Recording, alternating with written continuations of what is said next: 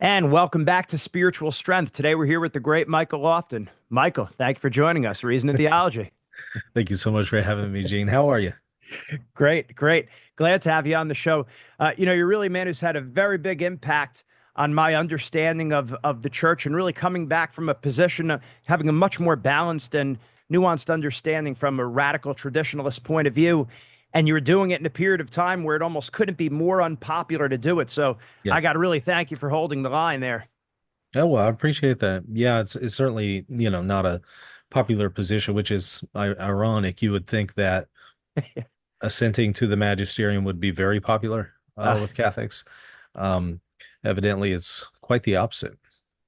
Yeah, hindsight, it feels like this all should have been painfully obvious, but here we are. So I think it's take partly a lack of catechesis. I mean, from my yes. experience, you start to talk to people about the magisterium, they don't really know what it is. They don't know what their obligations are for it. I was speaking to somebody who is incredibly intelligent, has PhD, everything, theologian, incredibly intelligent person. And he's thinking about becoming Catholic. And, I asked him, is your local parish going to make you do the profession of faith? He's like, what's that? And I explained it. And I explained, you have to assent to what the magisterium teaches at these different levels. And he's like, I've never heard of this, but do we even have a magisterium that's legit today? And it's like, okay, these are fair questions. There's nothing wrong with people asking questions, but these are questions that you should have already worked through before attempting to initiate joining the Catholic Church kind of thing. So it's amazing to me that you have a lot of people who are coming into the church. They've never heard of the profession of faith. They don't know what the magisterium is. They might not even think that there is a legitimate magisterium, and yet they're making their way into the Catholic Church or are already here. Yeah, and it seems like a lot of the Catholic apostolates or so-called Catholic apostolates, will say hopefully with nothing but the best of intentions, not really making things clear, really muddying the waters of how a Catholic can approach the magisterium or how we can speak about the Pope or even think about the papacy. And as you said, what's our responsibility of Yeah, assent? I think that's where people are very fuzzy. So it's important to do some just very basic and foundational work of what the magisterium is, what one's obligations to it are and are not. What the magisterium says about the magisterium, what's required in order to be in full communion with the Catholic Church. I think if people knew this, they would probably take different stances and positions. But since they often don't know what their duties are to the magisterium, they maintain that they're a Catholic, but then they also simultaneously maintain positions that are distinctively not Catholic and are not compatible with Catholicism and its and the laity's duties towards the magisterium. So they ironically end up becoming and sharing the mentality with Protestants and Eastern Orthodox, not realizing it. Right. And like you said, it kind of starts with what is the church? What is the magisterium, and then what is our obligation? I feel like a lot of times when you see these like a crisis series by the SSPX or you hear Peter Diamond talk, the right away they start with the crisis or what do you do if the Pope is a manifest heretic and all this instead of starting it in order. Let's take it from the top. What is the church? Yeah, talk about that a little bit. Yeah, what constitutes the church and what is essential to its structure and according to the Catholic perspective, that's important because some of the figures you just mentioned there might assume an ecclesiology that really isn't traditional and is incompatible with what the church is dogmatically defined. So yeah, what the church is, of course, it's known as in the New Testament as the bride of Christ. It's an extension of the incarnation, the mystical body of Christ, where Jesus is head of the church and the members are just that, members. But these are people who are called out of the world to live in holiness. That's what ecclesia or church means, called out ones. But specifically in our context for what we're talking about, in Matthew 16:18 through 19, according to Matthew, Jesus established a church, meaning an institution hierarchically led by Peter and therefore his successors, the Bishop of Rome, who have that authority to bind and loose and to teach infallibly in some cases or non-definitively in others, yet authoritatively. So you have that notion there, and it again continues in successors after Peter into the bishops of Rome. And then also in Matthew 18, you have the apostles who are given similar authority as Peter was in the Gospel of Matthew 16. There are some distinctions, however, but here they're acting collectively as apostles, and that then passes on to their successors, the bishops of the world, who act collectively. So what you have there in the New Testament is a twofold hierarchy, or not hierarchy, twofold organs of the hierarchy. You have the papacy, they can act individually, as Peter acted individually. And then you have the College of Bishops that acts collectively in the way that the apostles acted collectively, as we maybe see with the Council in Jerusalem in the book of Acts, chapter 15. So there you see these two universal organs that have this ministry of teaching, governing, and sanctifying. Now, the claim is not only based on the New Testament, but also a number of ecumenical councils that we can get into, that that institution and that hierarchy and that teaching authority will always be there. It will never defect from the faith. So it's indefectible in nature, and that is dogmatically defined. It's perpetual, it's indefectible. There's never a period in which that magisterium, that teaching authority, is not here on earth. There's never an instance where it's not legitimate. So if you're wondering, is the magisterium today legit? According to Catholic dogma, it is. And to deny that would be heresy. So Catholics are bound to believe that the magisterium in every age is legit.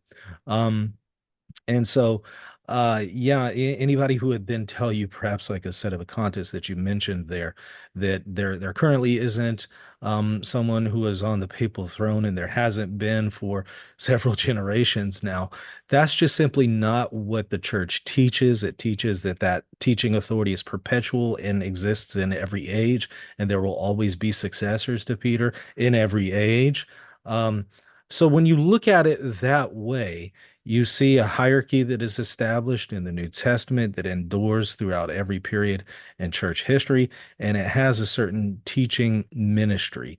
And obviously, it can teach in different ways. Sometimes it can teach infallibly, sometimes not infallibly, and yet it's still teaching authoritatively, and it's binding on the faithful to one degree or another. And we can get into details on how that works.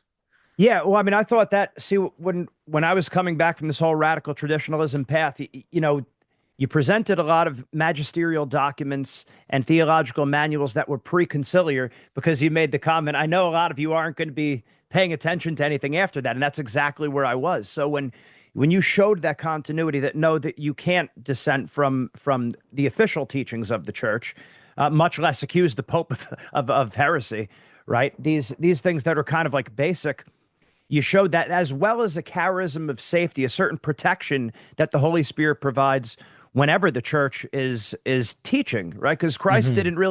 Christ didn't make a distinction to the apostles that he's only going to protect certain teachings, right? But just the teaching authority as a whole. Yeah, and Uh, there's degrees of protection right. that you might find implied in the New Testament, but made more a little bit more explicit in more recent magisterial statements from John Paul II and Donum Veritatis.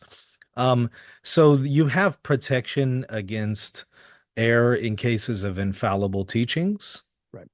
But that's not the only kind of charism or protection that the magisterium describes. It does describe a protection of some sorts for non-infallible teachings.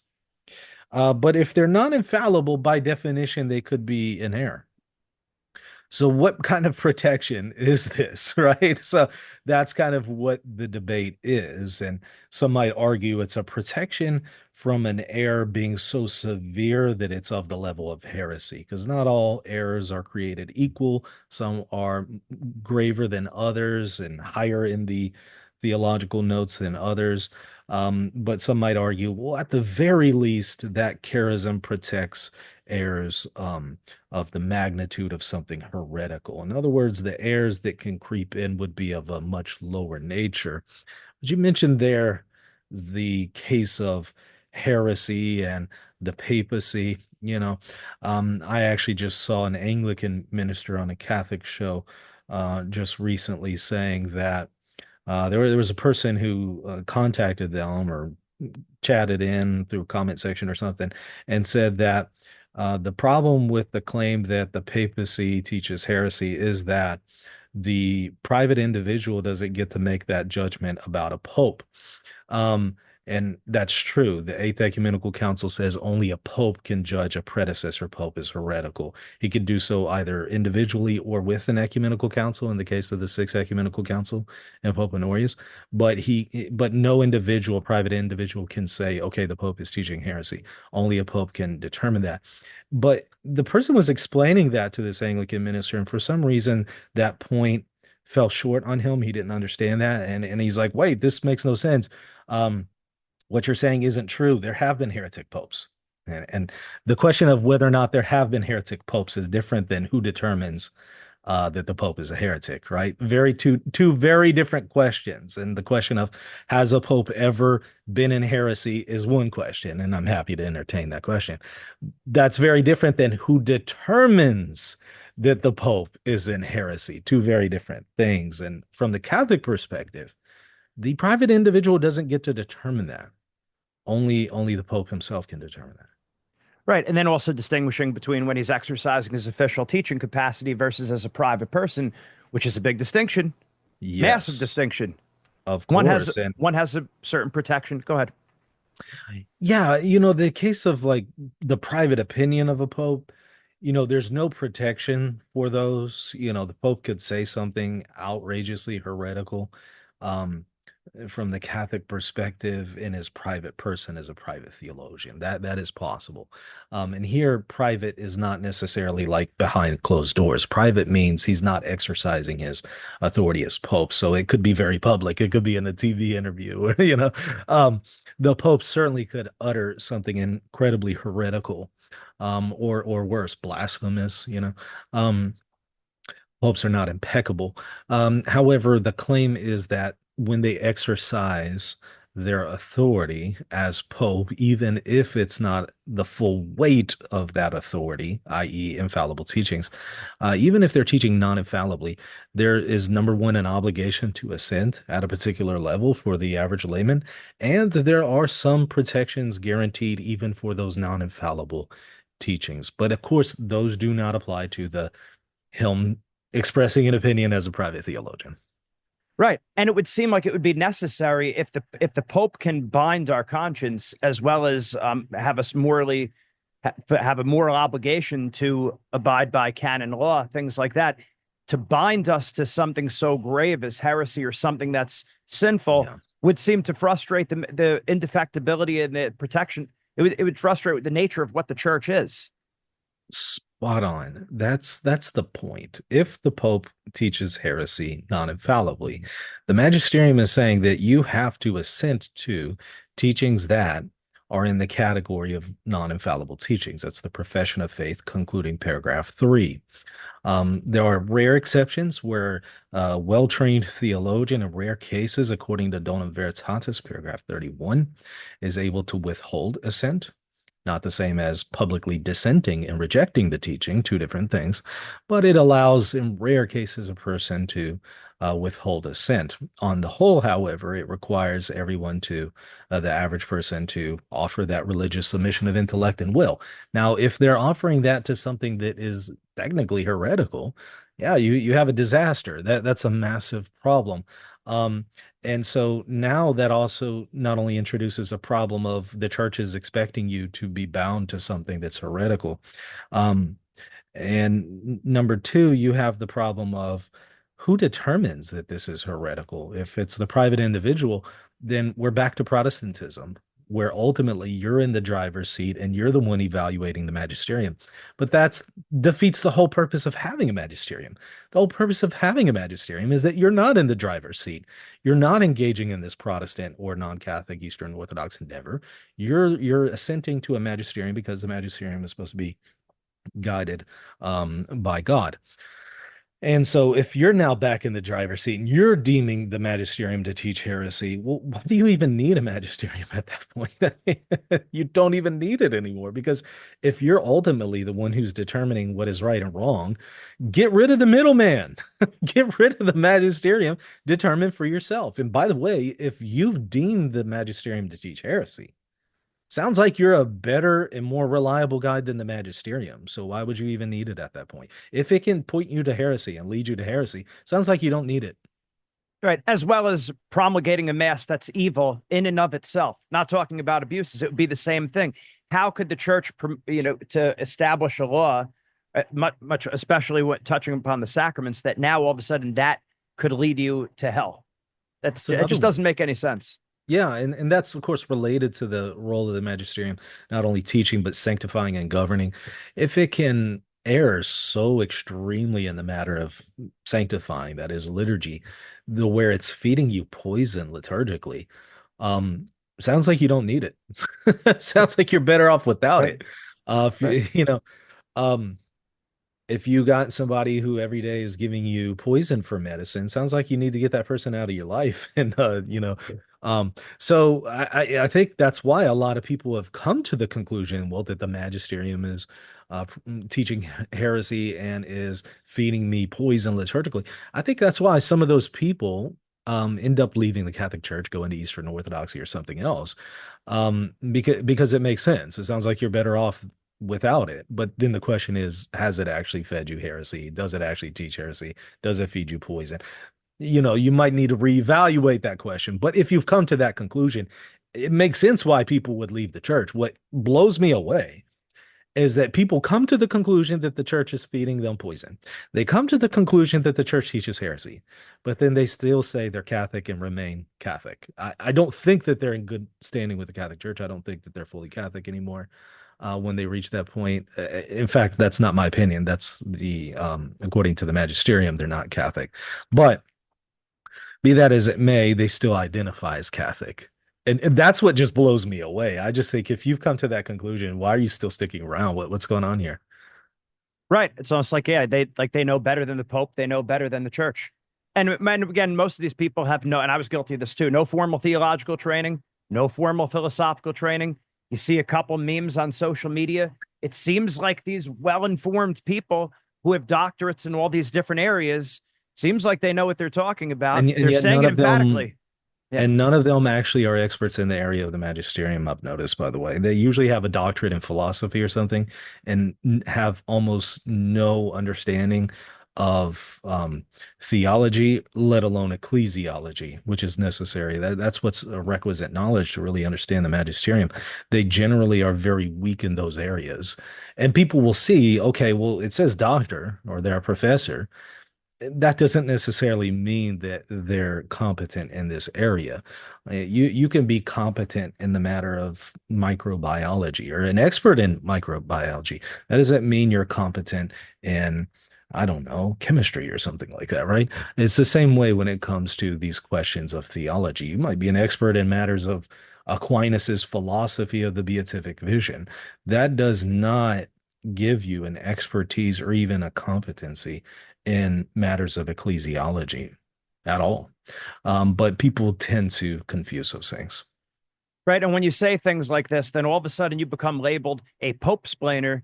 And then not thinking about how, like turning that on yourself. Okay, if I spoke to an atheist, I'm a Bible splainer because an atheist is going to pull every little Yeah, seeming contradiction in the Bible, or if yeah. yeah, go ahead. Usually the people who label defenders of the magisterium Pope splainers are often splainers of certain internet personalities that are clearly in error. And when you point out that their favorite internet personality is in error, they'll get to splaining. They'll get to splaining all day long. And so it's ironic how that works. But yeah, it's interesting how defending something has become splaining, and that's why I've pointed out, well, you got a whole lot of Bible splaining and Jesus splaining to do, with Jesus saying he doesn't know the day or the hour of his second coming. You have to insert all sorts of theological positions to make sense of that. with the claim that the Trinity is true, among other things. And so you got a lot of Bible splaining to do when you start to dig deep into the deposit of faith. You have a whole lot of magisterium splaining to do in the first millennium with the ecumenical councils when you dig deep and look at and read their acts. Most people haven't even read their canons or decrees, let alone their acts. You start to dig deep into the ecumenical councils, first millennium and second millennium. You find a lot of severe difficulties, much greater than anything you've ever seen from the previous pontificate, Pope Francis, or in the post-conciliar church.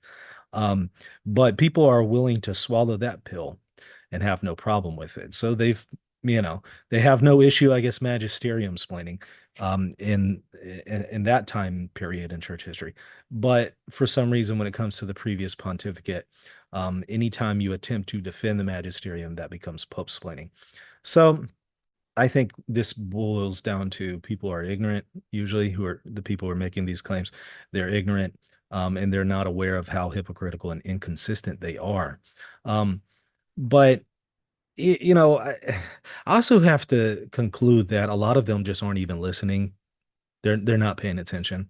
I hear people say, "Oh, that person's a pope slainer or something," and they've never actually listened to that person and what they're saying and evaluated their arguments. They're just listening to what other people say about them, and that's it. And um, that's not entirely fair at that point, right? It's easy to knock down a straw man. It's a lot harder to actually critique a person based on what they really say.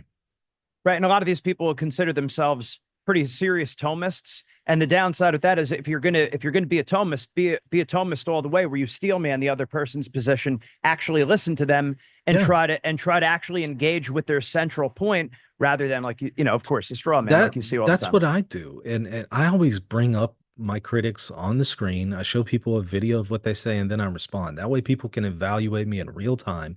Did I accurately represent the person? My critics, however, have never done that for me. They've never done that. They never pull me up on the screen, show what I actually say, and then attempt to refute me. Instead, what they'll do at best is say, Michael Lofton said, and then they won't quote me. They won't represent me accurately, and then they'll refute that. And that's at best. Most of the time, they won't even say Michael Lofton said and then get it wrong. They'll just go with so and so said Michael Lofton said and then refute that. Uh, I can't honestly entertain that. If that's the level of engagement I'm going to get, I just have to trust at this point that people realize some of these critics cannot be taken seriously. I've already refuted their arguments, and if they can see this kind of characteristic and character behavior and give it a pass, then there's not a whole lot I can do at that point. Yeah. And now you having understanding a lot more about Eastern Orthodoxy and having debated these people, having conversations, it seems like you have a unique vantage point that a lot of Catholics don't have. Usually Catholics are used to speaking and debating with Protestants and debating, defending the papacy from scripture, from the church fathers. And, it's not nearly as difficult, I would think, to debate a Protestant as an Orthodox because they share a lot more of our faith with us. You're right. But they're taking to task every single time a pope has done so because they're really attacking the papacy. Talk about how that has given you an understanding that maybe other Catholics don't see that in helping get you through this recognize and resist mentality. Yeah, good question. I mean, there's a lot there, a lot of different ways we can Yeah, take this. Well, I think that when you look at a lot of Catholics already have an Eastern Orthodox understanding of the papacy, unfortunately. They don't hold to a Catholic understanding of the magisterium, let alone the papacy itself. Um, they're more in line with Eastern Orthodox ecclesiology, yeah. But they're saying which magisterium of all time as opposed to saying the fathers, the consensus of the fathers, right? So Similarly, you might have Orthodox who say, well, the magisterium up until the Pope started teaching heresy is reliable. And by the way, you have different views among Eastern Orthodox, right? But let's maybe speak of like a Steelman version or the highest ecclesiological version that they have, the one that expresses the highest reverence towards the papacy. Somebody who kind of holds to a high papal view, who's Eastern Orthodox, might say that Yes, we are to follow the Pope. He's number one in the taxis and the order of churches, and we are to follow him if he is not teaching heresy. That's actually what some Eastern Orthodox saints have said, and that's going to be a very common Eastern Orthodox understanding among the high um, papal Eastern Orthodox, those who have a high reverence for the papacy, and more of a historical understanding of the papacy. So they'll say, yeah, sure, we'll follow him. We'll assent to what he teaches as long as he doesn't teach heresy. Well, guess what? There's a lot of Catholics saying the exact same thing. Congratulations, you're Eastern Orthodox and you didn't know it. But the problem is if you're the one determining, you or your synod of bishops are determining if the Pope is in heresy.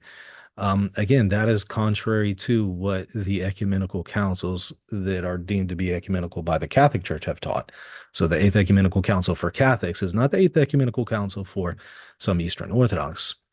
Um, and the Eighth Ecumenical Council for Catholics deems that no synod of bishops, no patriarch, no bishop, no priest, no layman can determine that the Pope teaches heresy, or even utter that in a pamphlet, in writings and tracts, and it anathematizes anybody who does that. And it did anathematize Photius for doing that very thing, who later on came back into the communion with the Catholic Church and is venerated as an Eastern Catholic saint today. So there's a case of one among several um, persons who are anathematized by an ecumenical council, but are a saint in the Catholic Church, or some parts of the Catholic Church.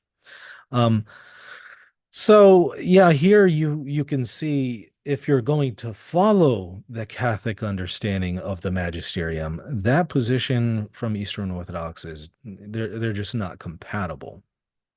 Yet, ironically, many Catholics are promoting that understanding of Eastern Orthodoxy. So, the more you're just kind of aware of the conversation of what has gone on in church history, the more you're aware of what the magisterium has taught, the more you're aware of what the Catholic position is, the quicker you can kind of spot Eastern Orthodox perspectives among some Catholics.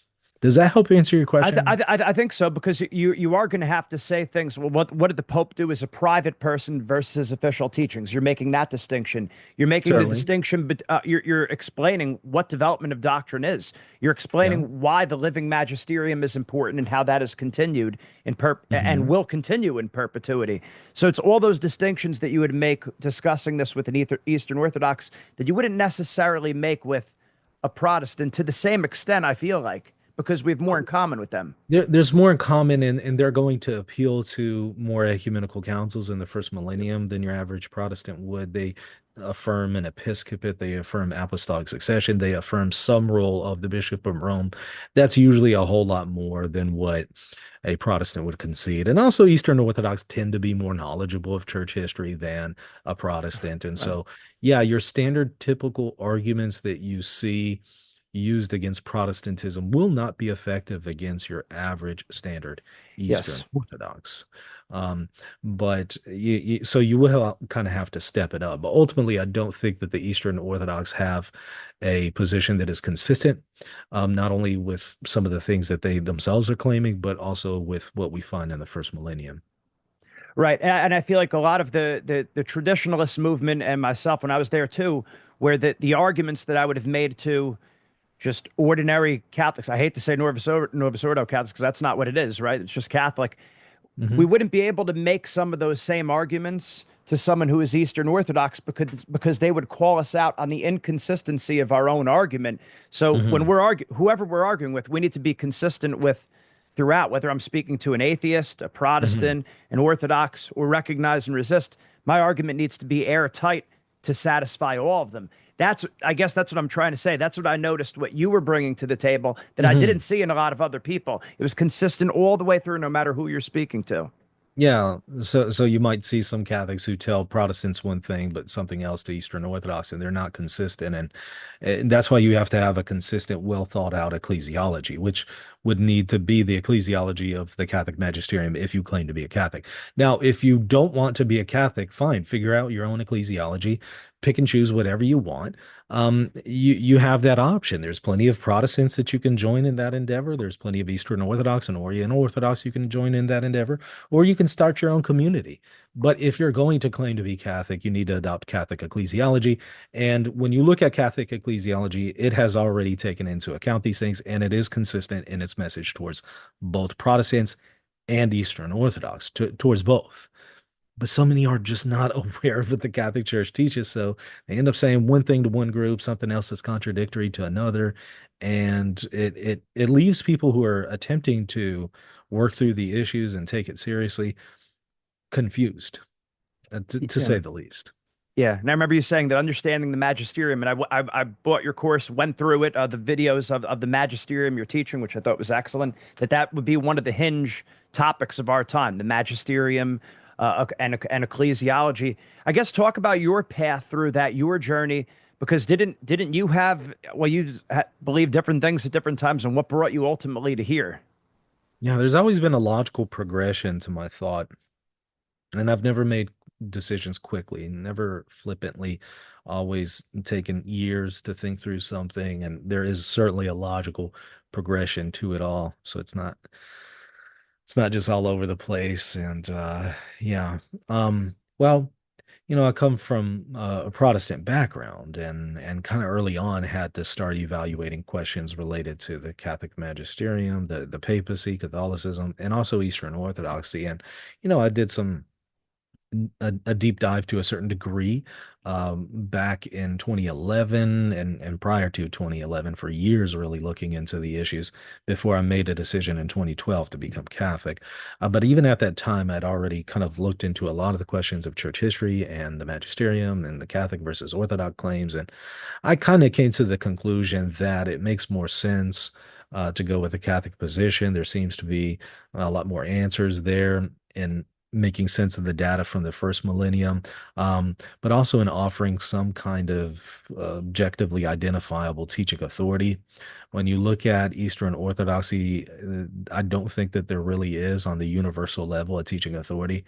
Um, so I don't think that they actually have a universal magisterium. They certainly can't have ecumenical councils or anything like that. So anybody wants to say, well, an ecumenical council could function as that organ, I don't think applies to Eastern Orthodoxy today anymore.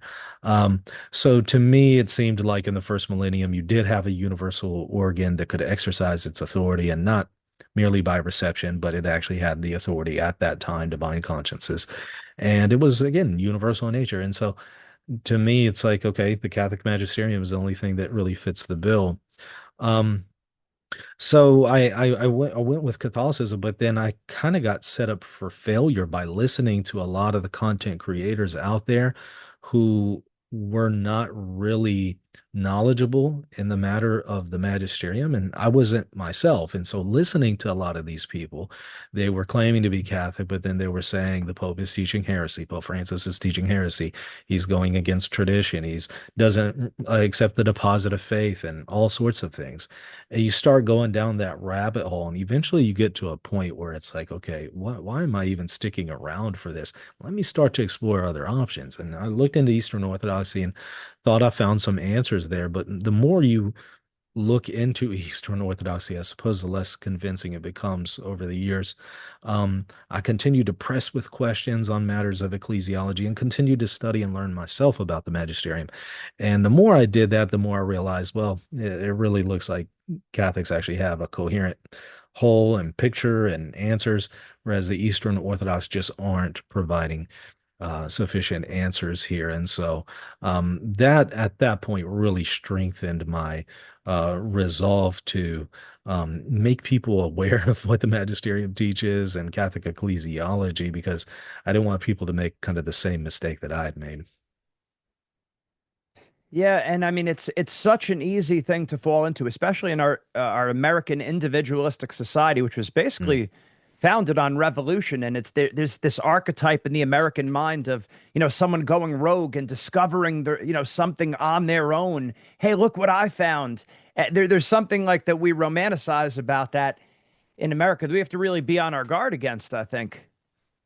Do you see Yeah, that? and also certainly in the United States, we kind of have a democratic understanding of society, and some people map that onto the magisterium that it's to be democratic, while ironically at the same Calling time themselves critiquing, monarchists. while ironically calling themselves monarchists and critiquing the synodality. Uh, so yeah, there's a lot going on there. Um, but of course, ultimately, we can't look at the Catholic magisterium based on political views and theories like that. You have to accept it for what it is, and it is a monarchy, and it does have authority to bind consciences from the Catholic perspective. Like you are bound to assent to what it teaches to various degrees, um, depending on what category of teaching this is. So to dogma, you would give the assent of faith. To definitive Catholic doctrine, you would give ecclesiastical faith. To non-definitive Catholic doctrine, you would give religious submission of intellect and will. This is, of course, outlined by the Profession of Faith itself, promulgated by John Paul II, and then the commentary by Ratzinger and Bertone on that profession of faith. And so, um, yeah, it doesn't exactly work the way maybe American society does. And we tend to put the burden of proof on the church as opposed to on ourselves. So if we see something in Amoris Laetitia that we don't quite understand, the first thing wouldn't be to accuse the Pope of heresy. Obviously, that's so obvious when you think about it, looking back. Ask first of all, see what the Magisterium has said about that, and then see other theologians who are explaining this. Like, there's nothing wrong with working backwards as Catholics. Once we know what the teaching is, okay, well, now how does this fit with tradition? Not that Yeah, we're neglecting, we're not turning our brain off, but we understand what the church is. Therefore, I can work backwards safely. Am I making sense? you are. So if you see a situation where, in your estimation, it looks like a pope is teaching something contrary to what other popes or other councils have taught, at that point, you have to make a decision. Are you evaluating this just based on your own understanding? If so, you're making yourself your own magisterium. You are in the driver's seat. That is a non-Catholic perspective. That's Protestant or Eastern Orthodox, Oriental Orthodox. It's non-Catholic. Or are you going to take the option of, I am going to assent to what the magisterium teaches? I'll do my best to try to understand the reasoning behind it. I'll try to consult theologians and stuff like that. But ultimately, you have to ask the question, am I allowing the magisterium to be in the driver's seat and I conform my intellect and will to it, as the magisterium says you should? Or am I going to put myself in the driver's seat? And if I deem the magisterium to be in error, then I don't assent to it. Well, again, if you take that perspective, fine, but just realize that's not a Catholic perspective. And just be honest enough to tell people, okay, well, I'm not Catholic. I don't hold to a Catholic understanding of ecclesiology. Just be honest with people. I would respect that so much more if somebody converted to Anglicanism or Orthodoxy or Protestantism, like Lutheranism or Methodism or just whatever. I would respect somebody so much more if they just said, well, look, I can't get on board with this understanding of the magisterium, so I have to recognize I'm not Catholic. I respect that a lot more than somebody who says, I'm going to still call myself Catholic and create a lot of confusion in the Catholic Church by calling myself Catholic while simultaneously holding to a non-Catholic perspective. It's just as confusing as your Father James Martin's. He's a priest in good standing, but presenting things that are very contrary to the Catholic perspective. That causes a lot of confusion to people. Um, and so if you recognize, well, people like that are causing a lot of confusion, or some cardinal who's calling for women's ordination, that's causing a lot of confusion because that's incompatible with what the magisterium teaches. If you recognize that there, then you got to recognize when you yourself are saying, I'm Catholic, but then you're rejecting a Catholic understanding of the magisterium and ecclesiology, you're confusing people. And so to remain in the Catholic Church, which again, I don't think that they technically are, but to still call yourself Catholic and for people to think you're Catholic while holding to that position is just going to confuse a lot of people and also give them license to do the very thing that you're doing. Yeah. Eh, Go, Yeah. Well, it's just a very difficult situation. I think that people are in, and maybe they have a lot invested in Catholicism. Maybe they have a career, maybe they have a position of influence, maybe they have money involved in their position, maybe they have pride in the way.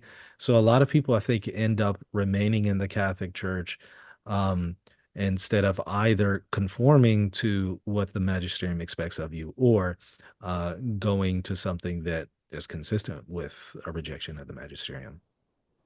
Yeah, exactly. I agree. And it's one of the things that you always said was that that got me helped pull me out of this mess was, you're kind of calling me to be, if you're going to be traditional, be traditional. You're not being traditional enough. Look what the popes have said about obedience and the assent of intellect and will. And when you point out those preconciliar magisterial texts and manuals, theologians, you say, "Oh wow, this is exactly what Donum Veritatis and the Profession of Faith and Vatican II all the way through up until now." So you can't just do Yeah, that. You can't right. make that move. That's why I say a lot of people call themselves traditional or not traditional Catholics. If Right. you were, you would hold to a traditional understanding of ecclesiology. That yeah, right. That hit me hard. I felt convicted with that. One thing I notice, I'm sure you probably see this too, is that what I call the traditionalist gap. They always Hmm. leave some kind of wiggle room for their own personal interpretation. So, like you said before, there are Donum Veritatis said Hmm. theologians, not lay people, Right. theologians in certain Right. situations may withhold dissent, and then they'll mention something like that, or they'll mention that the Hmm. Pope is not, he's the vicar of Christ. He's accountable to divine law and natural law. And then they'll drive a bus right through that. They'll leave that gap that, or the Pope Hmm. can teach error. Maybe not, we're saying obviously not heretical, but it could Hmm. teach error. And now, boom, it's Protestantism bus right through there. They leave that room for the gap. Can you talk about that a little? Yes. So a couple things. Number one, can the Pope teach an error? Yes. Um, can the Pope teach heresy? That would be a question that only a Pope himself could evaluate. So if you want to say this Pope has taught heresy, only a Pope himself could evaluate that. Um, so Also, you had asked a question there about donum veritatis, and that's a very important one. Yeah. Are you able to withhold assent from certain teachings? For your category three teachings, your teachings that are non-definitive yet authoritative, either by the Pope or the College of Bishops, whether an ecumenical council or the ordinary and universal magisterium, you can, in very rare cases, well-trained theologian who has done his best to try to reconcile um, what they perceive to be contradictory statements within the magisterium, and while maintaining a disposition to readily assent to the teaching of the magisterium. If they find themselves unable to assent to a particular teaching because they maybe think it contradicts another teaching of a higher weight, Dona Veritatis allows them to withhold assent in those non-infallible cases, eh, with all of those conditions. Um, but withholding assent is not the same as publicly dissenting or rejecting, right? Withholding assent is I am unable to accept the proposition. That is not the same as I am rejecting the proposition. I can withhold assent and fail to accept while not rejecting. How? Because I can say, I don't see how that's true, but I'm still open to it being true. To reject is I'm saying it's false and I'm not open to it being true. There's a huge difference, a world of difference. And so the same donum veritatis that allows you to withhold dissent in rare cases is the same donum veritatis that has like 11 paragraphs against dissent, um, and whether private or public. And that makes it even worse when you're publicly rejecting or dissenting against a teaching of the church. It explicitly prohibits that. Resorting to mass media, and Canon 212, by the way, doesn't allow for rejection of a teaching either. So, the thing is, the magisterium constantly rejects any notion that you can dissent publicly or privately, never allows for it, constantly condemns it, but does make very rare cases for certain people to withhold assent. And what they do is they will take that part from Dona Veritatis and drive a whole bus through it and ignore everything else I just told you. So they won't take those things into account. They No. tend to think that a lack of assent or withholding assent is the same as dissent. And that's just sloppy thinking. It's not the same. You literally look at paragraph 31 of Donum Veritatis that says you can withhold assent in rare cases. The very next paragraph is about condemning public dissent. So obviously, even the document itself knows there's a world of difference between withholding assent and public dissent. They don't pay attention. It's sloppy thinking, it's ignorance, it's not looking carefully at what is being said. It's trying to drive an agenda in a particular view rather than being honest with the evidence and coming to a conclusion based on the evidence. They already have a predetermined outcome that they want to get to, and they'll just try to pick and choose something to justify it, which is exactly what Protestants do, right? Ironically. So that's kind of what they're doing here, and they're not evaluating what the magisterium says comprehensively, consistently, and on the whole. Right. Or saying things like, well, the Pope has to be in line with what the church has said before, has to be in continuity. This nebulous magisterium of all time, really anything but a living magisterium, this magisterium of all time, where the Pope has to be in accord with divine law or natural So, law. But what they don't tell you is that as understood by them, they're the yeah. ones who are going to tell you when they're contradicting, and I Yeah. know you've done many videos and whole This, series on this, so this is your wheelhouse. I get it. I'm glad you bring this up. This is great. So they're the ones sitting in judgment of the living magisterium, right? But the whole point of what the Catholic Church teaches is that the living magisterium is the authoritative interpreter of the perennial magisterium, of the magisterium of the past. It's the present Pope and College of Bishops who determine that, not the private individual. So you can't say, well, the living magisterium says X, the perennial magisterium says not X, and therefore I'm going to follow not X. The whole idea is that the living magisterium is the guardian and authoritative interpreter of everything from the previous magisterial acts of the church. And so what they're doing is they're once again setting themselves up in opposition to the magisterium under the guise of I'm following the magisterium. Right. I But know. that's just not a Catholic perspective. That is No. Eastern Orthodoxy, Right. 100%. Because what Eastern Orthodox are going to say is, yeah, sure, follow the magisterium as long as it doesn't teach heresy. Well, there you go. You're now Yeah. determining Yeah. what is right, what is wrong. And so you're going to say, yeah, I'm going to follow this part from the magisterium that it taught 100 years ago because it's right, but now it's teaching something else, so I'm not going to follow it. Welcome to Eastern Orthodoxy. That's exactly what they're doing. Right. Yeah, it's just another flavor. I mean, it seems like what people are doing is they're separating, they'll say, well, I go by tradition, but they're pitting tradition against the living magisterium, which I get they are two separate entities. Like we could speak about them separately, tradition versus the living magisterium, but they have no business, in my understanding, to ever be separated. I'm right, isn't diabolic, doesn't that You, mean to separate, to divide two things that right. should be going together always? Right, Right. you're right, and we have to ask what kind of tradition. I suspect you're talking about sacred tradition here versus the living magisterium. Um, yeah, they will pit those two things against each other. I see that very commonly. But again, the whole idea is that the living magisterium is the authentic interpreter of sacred tradition. So Yeah. we're back to the problem, the original problem here, and that is the Catholic magisterium has always consistently taught that it is the one who interprets those things. If you don't like it, again, there's Yeah. non-Catholic options for you. Luther did not like that the Pope was the one in ecumenical councils determined the proper understanding of the Bible and sacred tradition. He didn't like that. So he set himself up as over the councils and the Pope.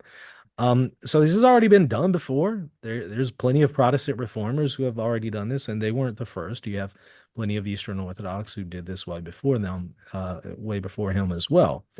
But yeah, that's kind of what's going on there. So they're making the same mistakes that others in church history have made. It's neo-Protestantism. Yeah. It's neo-Eastern Orthodox. They're just creating their own parallel church, parallel magisterium, just as all these other previous communities in church history have done. Yeah, when you look at even just, you'll know them by their fruits. It seems like that's always used against other people, right? A lot of times from these traditional movements. Well, look at the fruits that this is bringing in terms of where's the joy, where's the peace, where's the unity. You just don't see that. And a lot of times, like, why would our blessed Lord be on the cross for 6 hours and go through what he did if for every person to have to be a trained theologian so we could be Pope checkers. So every single thing the Pope said, hey, I'm putting this together on my own. This is what it means. No, it would be basically, and this is where you have to say with Protestantism, they talk about, well, the simple gospel, just believe in Jesus. Well, there is something about the simple gospel. Stay with the church. Whoever hears you hears me. And then you could go right back on to living your life. You don't, if you have an interest in theology, you can go down this road and understand, but not every single Catholic was made to check the Pope. It just doesn't make Yeah. sense. Yeah, it's hard to practically even live that way where you're Yeah. constantly having to check and verify the magisterium. Most people don't have the time to do that, but if you do, and that's the path you want to take, it sounds to me like you're better off not having the magisterium anyway, because if you're constantly having to go behind it, it's kind of like if you got an employee and you got to micromanage everything that they do and constantly go behind them. Sounds like you're better off not having that employee. Sounds like you're better off just doing it yourself and not having to pay them. So my thing is, if you take that approach, why are you still hanging around the Catholic Church? Well, what's going Right. on there? Right. So I guess then the next question becomes, well, how do we discuss any crisis in the church or anything that we might not quite understand, or maybe even prudential judgments that we can offer our opinion on? How do we do that without sounding like a schismatic wacko? I mean, the Donum Veritatis answers those questions specifically for a person struggling with some utterance or teaching of the magisterium. They can make their concerns known. Making a concern known is not the same as dissenting, by the way. Asking a question is not the same as rejecting something, or saying, "Hey, I'm struggling with how this teaching on the death penalty lines up with this or that on the New Testament." There's nothing wrong with saying, "Hey, I'm struggling with this. I'm asking for questions. I'm trying to understand." Dona Veritatis allows for that. You can even do that publicly. You could even offer some constructive criticism by saying, "Hey, I'm not exactly sure that the magisterium has explained how this teaching is consistent with that, and I think we need a explanation from the magisterium." That's not the same as I reject the teaching or I'm not assenting to the teaching. All very different things. But it allows for you to ask questions, to wrestle through situations, to make your concerns known to directly to your pastor, it says, so to your priest and or bishop. Um, it then also says that in some cases you may have to suffer in silence. So it doesn't allow for you to reject the teaching once you've made your concerns known to your pastors, and the matter has not yet been resolved. You may have to suffer in silence, the document says. If you don't like that, okay, I understand. Some people may not like that. I'm just telling you what the Catholic Church says. If you don't like it, that's your business. But don't get mad at me for telling you what the Catholic Yeah. Church says. I'm Right. just the messenger. I'm Right. just Don't telling you shoot the what it says. messenger. Okay, I don't It's make like, the rules. I'm just telling you. no, it's true. Like when you bring up, hey, this is what canon law says could happen if you're speaking bad about the magisterium, like accusing it and everything. It's, yeah, it's not. That's not on you. That's on, how do you take that? What do you want to do? You know, So I some people get upset when I tell them this, but I'm just telling you what the Catholic Church says. If you don't like it, okay, fine. Don't take it out on me. For right. some reason, the people want to take it out on me, and I'm just left wondering, what do I have to do with this? I could not exist, and this Um, would still be what the church teaches. nah, man, you're you're I you're a could die problem. tomorrow, and the church still teaches this. I have nothing to do with this. Nah, man, you're a problem, as they say. Oh, awesome, awesome stuff, Michael. Obviously, I could ask you a bunch of questions about a lot of other things. Talk about where people could find you. Obviously, they know where. What do you have? What I'm a Yeah, patron of the channel. I'm happy supporting, and thank you. big fan of all that you do. I'm going to make a video soon. Talk about Thank where you. they can find you. Thank you so much. Yeah, I appreciate you supporting the channel and also having me on. Um, yeah, reasonoftheology.com is the website. Better place to go for just like videos, deep dives is going to be YouTube. So youtube.com/reason of theology. So you just type in reason of theology on YouTube, it'll come right up and you'll see the channel and just numerous videos there since 2019. I've probably done a good 4,000 videos on everything that you could think of, any kind of question, any objection that you could think of. I've already thought of it. I've already done a video on it. Uh, because why? Well, I've already thought through these questions Right. myself for several decades now. So if you heard me say something and you're like, "But Michael, what about this?" I've already thought through it. I've already done a video on it, already gone through it, and I likely have some commentary on it that you haven't yet considered. So maybe check that out. Um, Plenty of resources there, and not just on the question of the magisterium, but other matters of church history, commentary on various situations going on in the church, discussions with non-Catholics. So all sorts of resources there at YouTube.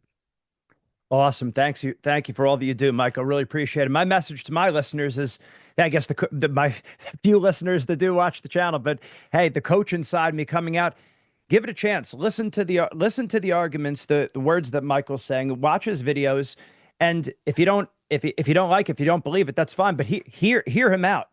What are you afraid of? I guess that's the big thing. Like as sports, as athletes, athlete for Christ, what are you afraid of? The truth will set you free.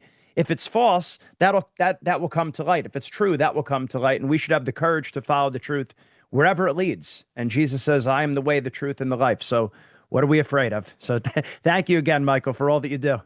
Thank you so much. It was an honor.